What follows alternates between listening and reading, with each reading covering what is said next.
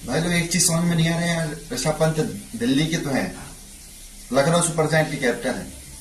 लगता है कि कप्तानी तो ऋषभ पंत लखनऊ सुपर जायंट की कर रहा है, मगर भाई अगर कॉन्ट्रैक्ट की बात करी जाए तो दिल्ली कैपिटल्स को जिताने का उनको कॉन्ट्रैक्ट मिला है जिस तरीके से वो खेल रहे हैं, क्योंकि 7 रन 9 बॉल में बनाया उन्होंने। सिर्फ जो मैच हुआ था 5वां मैच आईपीएल का दिल्ली कैपिटल्स और लखनऊ सुपर जायंट के बीच में, तो ये रहा भाई ऋषभ पंत का पूरा। और भाई आपने उनको देखा जयदेव गोयनका जी को, जो एलएसजी के ओनर है, भाई बहुत ज्यादा एंग्री हो गए थे, बहुत ज्यादा मतलब देखा जाए उनका शकल, अगर आपने मैच देखा हो कल का तो मैच शकल देखते उनकी तो आप समझ जाते कि कितना गुस्सा में थे वो। भाई पैसे तो मिल ही रहे, बिजनेस है उनका, एक बिजनेस तो चल ही रहा है, आईपीएल एक बिजनेस ही एक तरीके से बोला जाए तो वो अपन जैसे आदमियों के लिए एक तरीके से इमोशन बन जाता है। बाकी उनके लिए वो बिजनेस है, वो बहुत ज्यादा पैसे उससे अर्न निकल लेते, जितना पैसा लगाते प्लेयर्स के ऊपर उससे कई ज्यादा वो कमा लेते हैं। तो भाई कल का मैच इस तरीके से हुआ कि दिल्ली कैपिटल्स 6 विकेट से जीता लखनऊ सुपर जायंट को हराते हुए।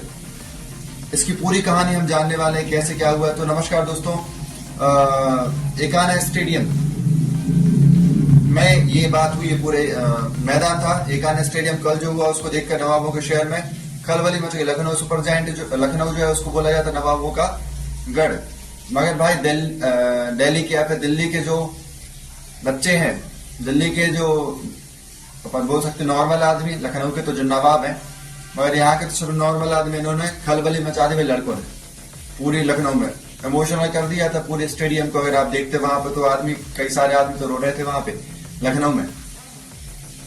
और मजे की बात यह है कि कल का जो मैच हुआ है वहां पे बल्लेबाज रन बना रहे थे, ऐसा कम लग रहा था, ज्यादातर ये लग रहा था कि वो कुछ अलग ही कर रहा है, जैसे योगा कर रहा है। हाँ भाई देखने में तो यही लग रहा था कि भाई जैसे योगा कर रहा है, उस तरीके से उन्होंने खेला है।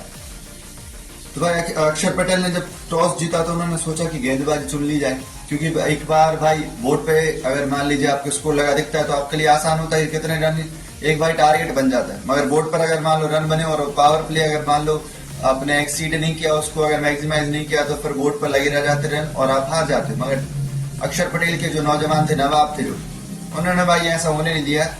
और ये जो हुआ है, एक समय पर आपने देखा होगा कि मैच भाई बहुत फंस चुका था, फंसने वाला था। उस समय पर जो मेन रोल निभाया वो समीर रिजवी ने निभाया, जिन्होंने 70 रन बनाए टोटल, है ना, तो उनका बहुत बड़ा रोल रहा। तो भाई पहली पारी अक्षर पटेल ने जब फील्डिंग चुनी तो उस समय पर उन्होंने एलएसजी से बोला कि आप खेल लो, खेलने के लिए दीजिए। और खेलने पर भाई लखनऊ सुपर जायंट के जो नवाबगण है, नवाब क्या को बोल रहे, उनको बोलना नहीं चाहिए मगर बोल दो, क्या दिक्कत, नवाब जाने, उन्होंने खेला और 141 रन बनाकर टीम ऑल आउट हो गई। 141 रन बनाए एलएसजी ने और डीसी ने 143, मतलब 141 रन बनाकर जीत हासिल कर ली थी। अब हम देखते हैं इसमें कि थोड़ा भाई चुटकुले तो बनते ही है ना, चुटकुला मैं आपको लिख के ला सुना तो पंत भाई का रन आउट देखकर ऐसा लगा जैसे कि कोई ऑफिस में वर्क फ्रॉम होम भाग रहा हो और उसको रेजिग्नेशन मिल जाए, इस तरीके से लगा भाई। और भाई 19वां ओवर जो था, पारी चल रही थी एलएसजी की जो पारी थी, उसमें लंगी एनगिरी का जो 19वां ओवर था, वो भाई ओवर एक तरीके से देखा जाए तो कैसे आपको बताएं भाई, चकमा दिया भाई लुंगी एनगिरी ने, बहुत कमर तोड़ दिया एलएसजी की। उन्होंने इस ओवर में लगातार 2 विकेट लेकर एलएसजी को 141 रन पर ही ऑल आउट कर दिया। तो 19 ओवर में पूरी टीम ऑल आउट कर दिया और एनगिरी ने टोटल 3 विकेट्स लिए थे, 3 विकेट्स उन्होंने झटके थे। और बीच के ओवर में टी नटराजन ने भी बहुत बड़ा योगदान दिया, उन्होंने भी अपने स्पेल में 3 विकेट्स झटके थे। अब आती भाई रन चेस जब किया दिल्ली ने, तो उस समय पे क्या हुआ, जब 142 रन का लक्ष्य हो और उसका पीछा किया जाए तो फिर भाई ज्यादा आईपीएल में ये कुछ होता नहीं, क्योंकि 192 रन तो हाईएस्ट स्कोर है, 192 रन हाईएस्ट स्कोर है। और ये सनराइजर हैदराबाद ने बनाया है, तो बनाने में कोई दिक्कत नहीं, 140 रन क्या कोई बड़ी बात हुई ना। मगर भाई फिर भी मैच फंसा था, हम इसको डिस्कस करने वाले हैं। लेकिन भाई लखनऊ के गेंदबाजों ने इसे दिल्ली के लिए माउंट एवरेस्ट बना दिया था। तो बहुत आसान, मगर जो लखनऊ के गेंदबाज थे उन्होंने इस स्कोर को भी बनाने में बहुत, मतलब इस स्कोर को पार करने में बहुत बड़ी एक चुनौती टाइप बना दिया था इसको। डीसी बहुत फंस चुका था, समय देश भी नहीं होते अगर भाई तो फिर कंफर्म था कि मैच हारने वाले थे ये लोग। और मोहम्मद शमी ने भी बहुत बड़ा अपना रोल निभाया केएल राहुल को आउट करके, क्योंकि केएल राहुल अगर आउट नहीं होते तो हो सकता था वो पारी को खींच लेते और जल्दी जल्दी समाप्त कर देते मैच को केएल राहुल, क्योंकि बहुत बहुत बढ़िया फॉर्म में वो 0 रन पर आउट हुए मोहम्मद शमी की बदौलत। तो मोहम्मद शमी ने भी एक गोल्डन डक का काम किया है, गोल्डन डक लेकर केएल राहुल को डक आउट किया है। मैच पलटने वाले ओवर जो थे डीसी पारी में, वो मैं आपको बताने वाला। 5वां ओवर है, 10वां ओवर है, 16वां ओवर। 5वां ओवर जो प्रिंस यादव ने डाला था, क्योंकि प्रिंस यादव पहली बार डेब्यू दे रहे थे अपना, ओवर में उन्होंने क्या किया, प्रथम निशंका और अक्षर पटेल को आउट कर दिल्ली को सदमे में डाल दिया। 2 विकेट्स लिए थे प्रिंस यादव ने। 10वां ओवर जो शहबाज अहमद ने डाला था, इसमें भी क्या हुआ था, खेल थोड़ा बदला था। इसमें क्या हुआ, समीर रिजवी ने शहबाज के इस ओवर में 3 चौके जड़कर 16 रन बटोरे और दिल्ली की वापसी करें। दिल्ली की वापसी इस ओवर में हुई थी अहमद के ओवर में, शहबाज अहमद की, जो कि 10वां ओवर था। और 16वें ओवर की बात करी जाए तो ये ओवर डाला था मोहसिन खान ने। समीर रिजवी ने यहाँ मोहसिन खान की बढ़िया धुलाई करी, उधेड़ दिया, फाड़ दिया। इस तरीके से भाई कुटाई करी थी और एक चौका और एक गगनचुंबी छक्का लगाकर मैच को दिल्ली की झोली में डाल दिया। ये उनका पूरा ओवर्स की बात करी जाए तो ओवर के हिसाब से ये पूरा आपने देखा है। मेन बात करी जाए भाई तो देखो, मैच का अंत हुआ 18वें ओवर में। 18वें ओवर में मैच खत्म हो चुका था। समीर रिजवी ने 70 रन बनाए 47 बॉल्स में और अब्दुल समद की पहली ही गेंद पर घुटना टेका, ऐसा छक्का मारा कि सीधे गेंद लखनऊ के भूल भुलैया में जाकर गिरी। ऐसा देखने को मिला। अभी आपने मैच देखा होगा तो आपको पता होगा। दिल्ली 6 विकेट से जीत गई। ट्रिस्टन स्टफ 39 नाबाद रहे, क्योंकि वो एक समीर रिजवी आउट हुए, मगर उसके बाद ट्रिस्टन स्टफ्स ने भी इस पारी को आगे बढ़ाया। ठीक है, रिजवी का बखूबी साथ निभाया और दोनों के बीच 119 रन की सबसे बड़ी पार्टनरशिप यही रही थी। 119 रन की अटूट साझेदारी रही, लास्ट तक ये साझेदारी चलती रही। अब भाई बात करते हैं कि एलएसजी का टोटल किसका मेन स्कोरर, टॉप स्कोरर कौन रहे, तो Abdul Samad 36 run top scorer है भाई एलएसजी के। और प्रिंस यादव 20 रन देकर 2 विकेट इन्होंने झटके थे। तो ये भी इनका बहुत बड़ा डेब्यू का बहुत बड़ा एक बोला जाए तो अच्छा परफॉर्मेंस रहा। डीसी ने क्या किया भाई, समीर रिजवी ने 70 रन बनाए, लुंगी एंड ने 3 विकेट लेकर 27 रन दिए। ये पूरा इसका टोटल था। अब भाई लोग बात करते हैं कि ऋषभ पंत, अलग अलग करके अपन बात करें भाई। ऋषभ पंत का जो रोल देखा जाए तो उनको रोल दिया गया ऐसा ओपनर, क्योंकि वो पीछे खेलते थे तो भी उनका वही हालत थी, आउट होते थे जल्दी।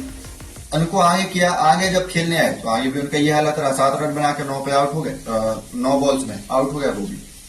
तो ये उनके लिए बहुत बड़ी चुनौतीपूर्ण स्थिति है, क्योंकि वो इनका जो उनको बहुत 27 करोड़ सबसे महंगे खिलाड़ी अभी तक के आईपीएल हिस्ट्री में अगर देखा जाए।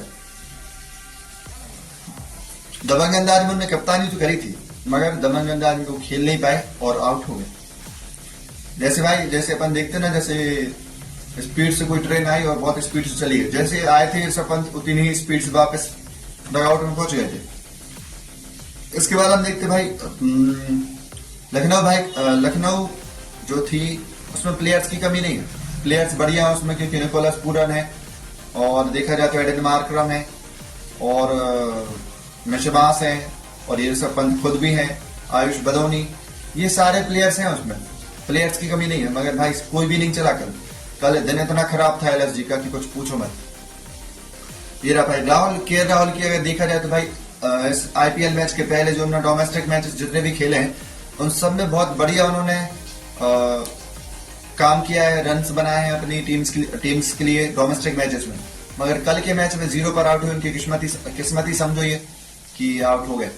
इसके पहले एलएसजी के कैप्टन जो थे या फिर कप्तान थे वो कौन थे, केएल राहुल ही थे और दोनों में अदला बदली हुई है, ऋषभ पंत और केएल राहुल में। केएल राहुल एलएसजी के थे कैप्टन और ऋषभ पंत दिल्ली कैपिटल्स के थे और दोनों में अदला बदली हो गई, क्योंकि एक समय पर गोयनका जी ने जो केएल राहुल को सुनाई थी उसकी वजह से फिर शायद ये कारण हो सकता है उनको एलएसजी छोड़ देगा। ये उनका पूरा रहा भाई। ऋषभ पंत जब बल्लेबाजी करने आए तो ऐसा लगा जैसे वो भूल गए कि वो दिल्ली के कप्तान नहीं है, वो बार बार विकेट के पीछे मुड़कर देख रहे हैं, शायद ये चेक करने के लिए कि कहीं वहां अक्षर पटेल तो नहीं खड़ी।